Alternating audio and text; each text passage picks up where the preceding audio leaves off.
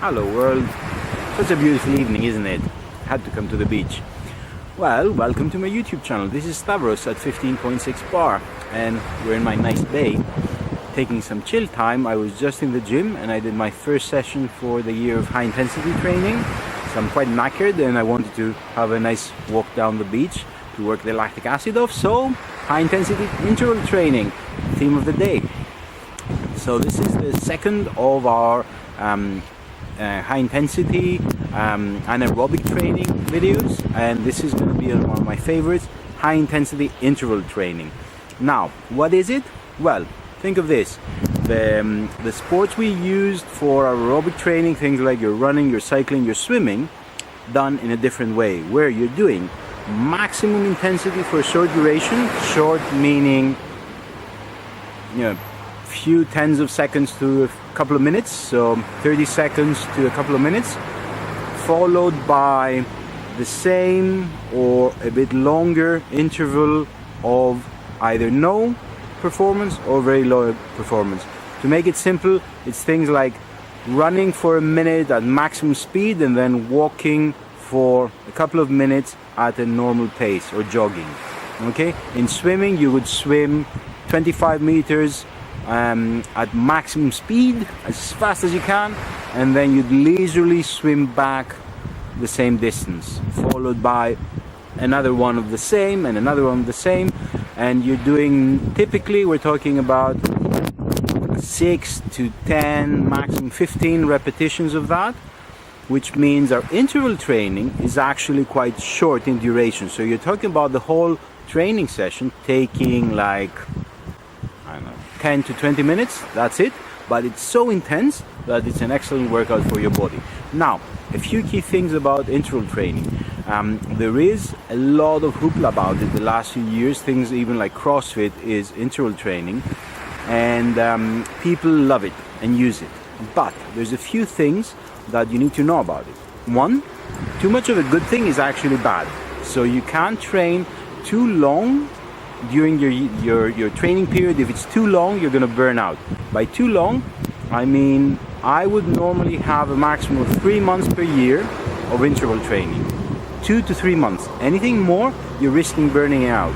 If you want to do more, you're going to have to put in a period of, say, a couple of months where you take it easy or you do something else, like our apnea training, followed by a bit more of your high intensity interval training. Other key things about interval training. Again, too much can be a bad thing. So in a week, when we talked about aerobics, we easily said you can do like 4 or 5 sessions a week. If you do 4 or 5 sessions a week of high intensity interval training, you're going to be dead. You're going to be completely burned out, unless you're someone that's super fit and you're like in your early 20s and you're doing nothing else in your life apart from training. So my recommendations is, again, 3 high intensity interval training sessions a week is plenty. Okay, you don't need any more. Now, what's the good things of high intensity interval training? Well, one, it's actually improving your aerobic capacity, same as your aerobics did, but even better. Other thing, lactic acid tolerance. Okay, lactic acid tolerance, that's where your high intensity training is the best thing you can do. Actually, this sort of training is a perfect fit for what we want to do afterwards in our apnea training, our depth diving and dynamic. So this is one of the top type of training you can use to prepare for your depth diving and dynamic diving.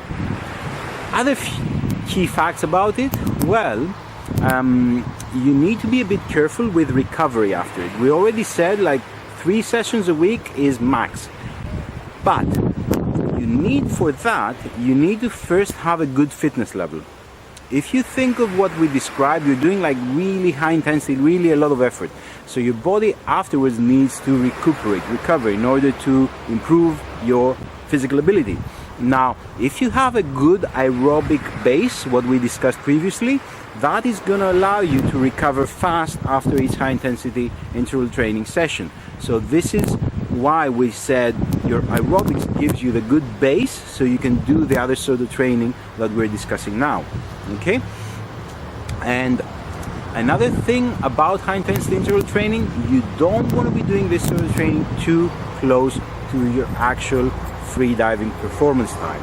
Okay, so this is not something you're doing like a couple of weeks before you go out and you're doing like 2-3 weeks of depth training, because it is quite intense for your body and you need time to recover. If you're running this sort of training and trying to combine it with apnea training, most likely you're not going to be able to peak. So this sort of training, we stop it, I would say, about a month and a half before you want to peak for your apnea, for your depth diving or dynamic, and then you go into more specialized apnea exercises, which we're going to discuss in a separate video. Okay, so that is everything that I had to say about high intensity interval training. Again, if you have any more specific questions, please drop me a comment, and remember, click subscribe, click like, and that's going to give me a lot of encouragement, and I'm going to be super happy and going to be making more videos like this. So thank you, have a great evening. I'm going to go walk and work out that lactic acid I built up. Thank you and see you soon.